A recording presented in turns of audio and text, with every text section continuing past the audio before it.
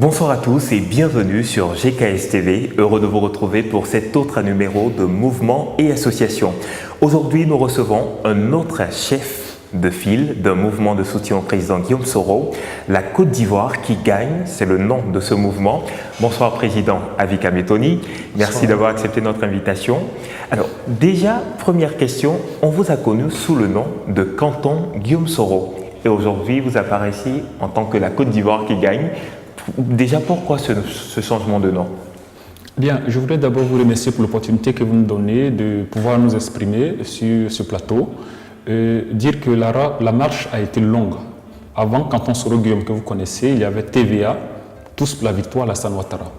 Voilà, nous sommes nés, nous avons accompagné quand même l'élection du président Alassane Ouattara.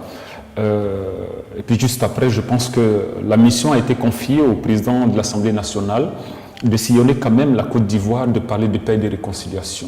Il fallait des intelligences quand même pour accompagner cet homme.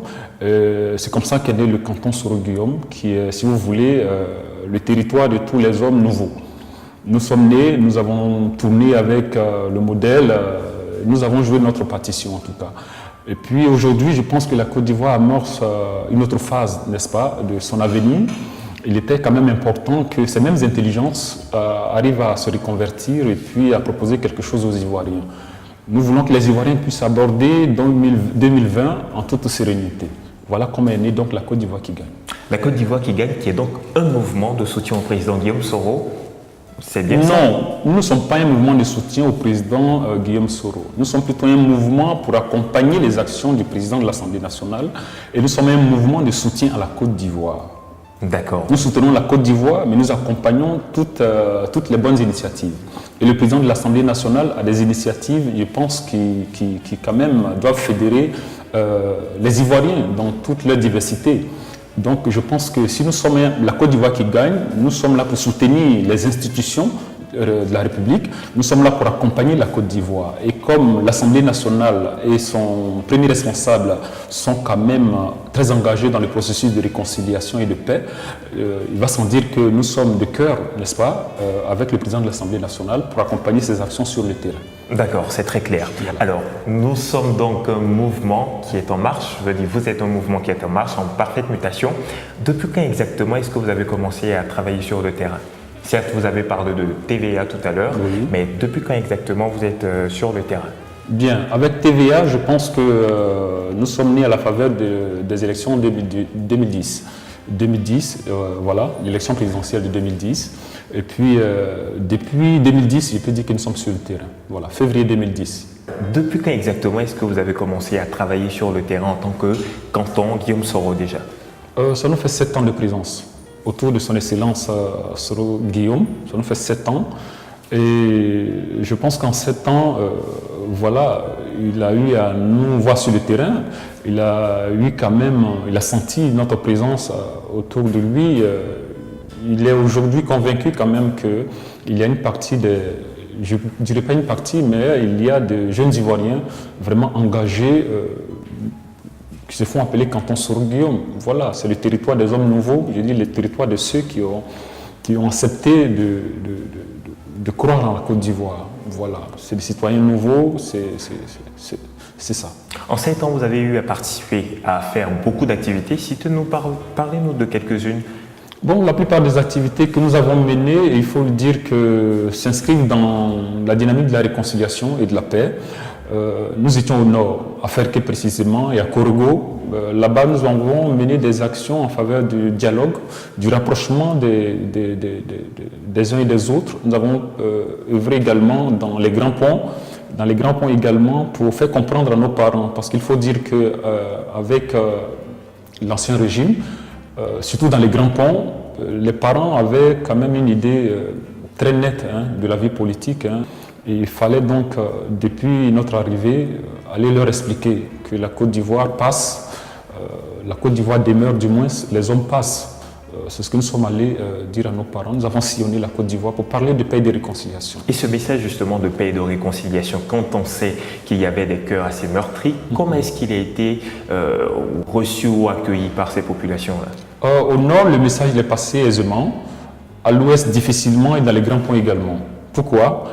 Parce qu'à l'Ouest, il faut dire que l'Ouest s'est vraiment impliqué dans la crise que la Côte d'Ivoire a connue. L'Ouest a vécu quand même beaucoup de désolation. Donc, le message... C'était pas facile. C'était pas facile. Mais au jour d'aujourd'hui, je puis vous affirmer avec certitude que le message il est nettement perçu.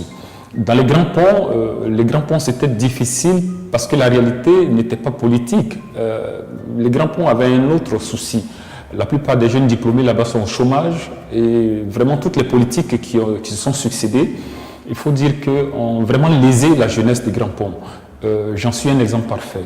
Aujourd'hui, le président de l'Assemblée nationale a tenu un discours qui est autre que tous les discours que nous avons entendus. Du coup, le message il passe aisément.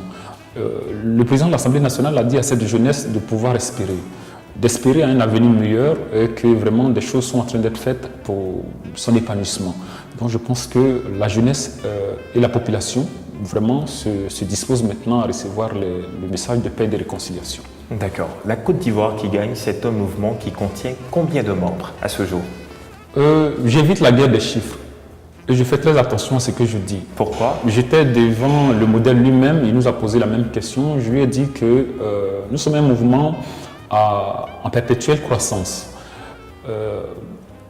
La déclaration, sinon l'annonce des membres de la Côte d'Ivoire qui gagne sera faite de façon officielle le mois de juin à Guitrozon. Et je pense que le ministre Meïté Sendou doit venir prendre les données. J'évite donc, avant cette date-là, de communiquer des chiffres qui pourraient peut-être me mettre en porte-à-faux avec moi-même. Je pense que les chiffres peuvent évoluer, mais ne peuvent pas descendre. Nous sommes entre 7 000 et 10 000. Entre 7 000 et 10 000 membres. Et ça, c'est de façon officielle, je pense que les chiffres seront communiqués à Guitrozon. Et ça, c'est sur toute l'étendue du territoire national. Sur toute l'étendue du territoire national. D'accord. Justement, dans les différentes villes et régions, où est-ce que vous êtes localisé? Compte tenu du fait que nous n'avons pas grand moyen pour couvrir toute la Côte d'Ivoire, je pense que la Côte d'Ivoire qui gagne, c'est localisé dans le nord, l'ouest et les grands ponts. Au nord, vous trouverez une forte base à Ferké, qui coordonne donc tout le Grand Nord. Et puis quand vous arrivez dans l'ouest, montagneux surtout, vous nous trouverez à Bangolo, notre fief, et Danané également, qui est un fief naissant. Et puis quand vous êtes dans le sud, rendez-vous dans les Grands Ponts, à Grand Laou précisément, où moi-même je réside. Donc voilà, nous ne sommes pas sur toute l'étendue du territoire national, mais nous sommes dans le nord, l'ouest et puis dans les grands sud. D'accord. Vous n'avez pas grand moyen, vous venez de le dire, ce qui suscite cette question. Où est-ce que vous trouvez les fonds pour mener toutes ces activités, toute cette tournée que vous faites à travers la Côte d'Ivoire? Au départ, il faut dire que c'était mon épouse qui me soutenait, parce que j'ai horreur des associations où il faut lever des cotisations chaque jour, chaque semaine, chaque mois, tout simplement parce que la plupart des jeunes qui nous ont fait confiance, ce sont des jeunes en situation de chômage.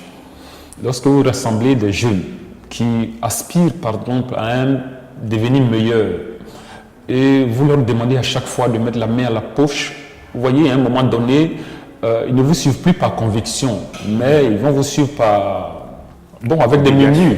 Voilà, avec des murmures. Et moi, j'ai horreur des murmures. Donc, quand je peux mettre la main à la poche, je le fais. Et puis, de temps à autre, quand même, on va leur présenter des t-shirts, des gadgets du mouvement pour leur demander quand même de s'en approprier. Ça nous permet d'avoir de l'argent dans nos caisses. Voilà, donc c'est par la vente de nos gadgets. Et puis, avec fonds propres, j'allais dire que je soutiens le mouvement. Votre femme qui a donc été ou qui est encore un soutien de poids pour vous. Bien sûr. Les femmes justement dans la Côte d'Ivoire qui gagnent, elles sont actives, elles sont nombreuses. Parlez-nous un peu des femmes de votre mouvement.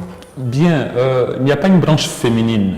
Il faut dire que le président de l'Assemblée nationale, à son temps, a suscité l'éveil féminin.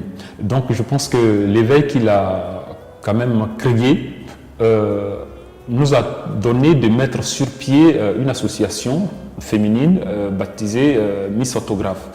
À l'intérieur de cette association, je pense qu'il se trouve toute la gente féminine du mouvement La Côte d'Ivoire qui gagne.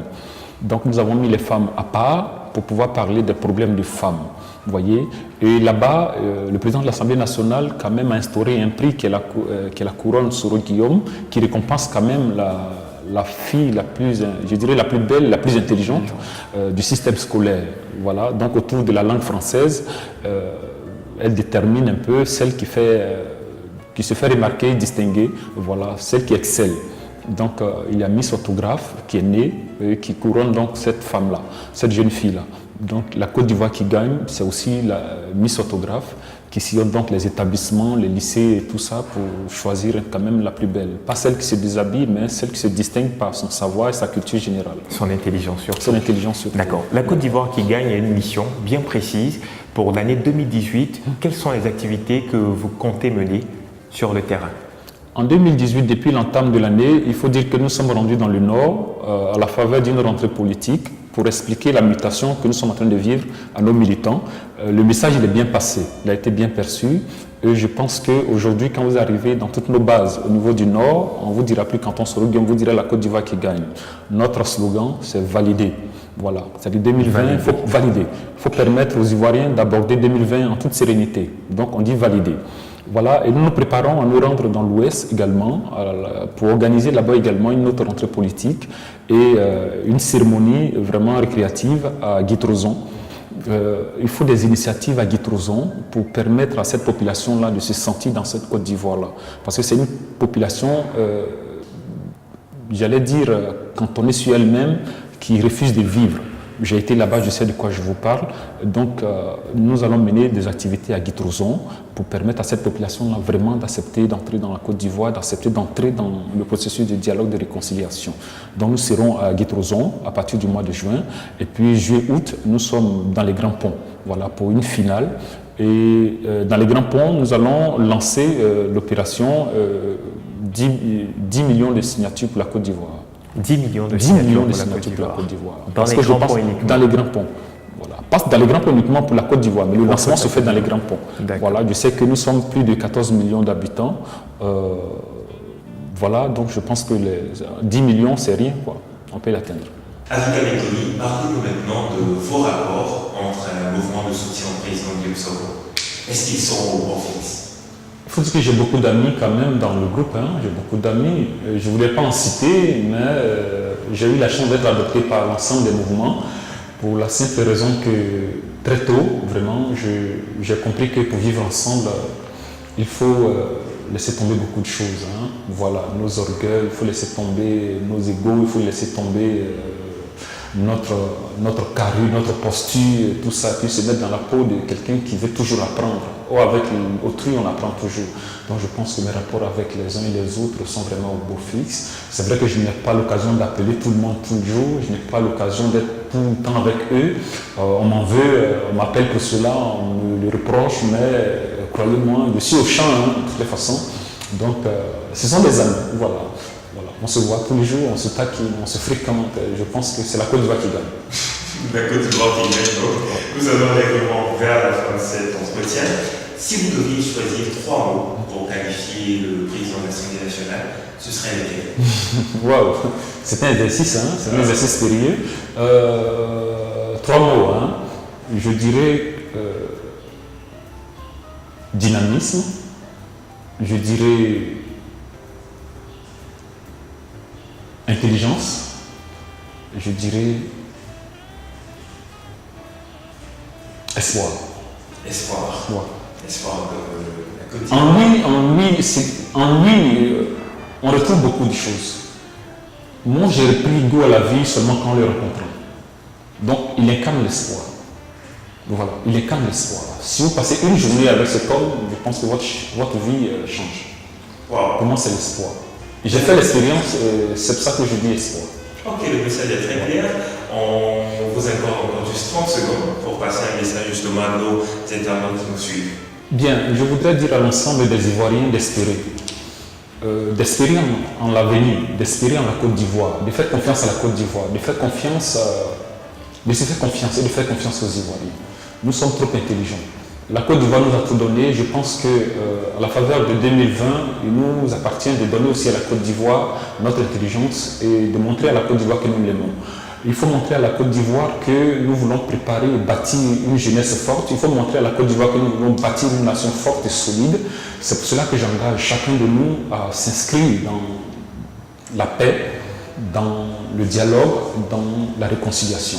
Le chef de l'État, le président de l'Assemblée nationale, le gouvernement, je pense que l'ensemble de nos autorités ont dit qu'en 2018, il nous faut des actions concrètes en faveur de la paix. Pour ma part, je pense que je vous aime et je vous demande pardon. C'est pas suffisant. Vous allez me retrouver sur le terrain. Vous allez voir que nos dits, nos actions parlent que de paix. Voilà. Donc j'invite les uns et les autres à s'inscrire dans cette dynamique parce que la Côte d'Ivoire mérite mieux que ce que nous sommes en train de faire, ce que nous sommes en train de vivre. À la classe politique, je lui demanderai tout simplement de vraiment s'entendre, de vraiment s'entendre pour susciter en chacun de nous de l'espoir. En toutes les femmes de Côte d'Ivoire, je vous demande de prendre votre bâton de pèlerin et puis de prendre votre place, parce que votre place existe. Et à tous ces jeunes qui nous suivent, je voulais vous demander de croire. La Côte d'Ivoire qui gagne, c'est validé. Merci à vous. Toutes les franges de la population n'auraient été touchées à travers votre message de fin. En tout cas, merci à Michael Betoni d'avoir répondu à toutes nos questions. Merci également aux chers internautes de nous avoir suivis. On espère que vous en avez appris davantage sur la Côte d'Ivoire qui gagne. Vous pouvez rejoindre le mouvement sur notre page Facebook, la Côte d'Ivoire qui gagne. Et puis, il faut aussi nous appeler au 77 07 72 01. Pour avoir d'informations. Nous sommes à Ferké dans le nord, nous sommes à Danané, à Guitrozon, nous sommes à Bangolo et nous sommes à Abidjan dans les Grands Ponts. Vous dites la Côte d'Ivoire qui gagne, c'est tout. Et c'est tout. C'est tout. Voilà, le mouvement et l'association, c'était terminé pour aujourd'hui. Merci de nous avoir suivis. On se retrouve très prochainement pour un autre numéro avec un autre mouvement de soutien.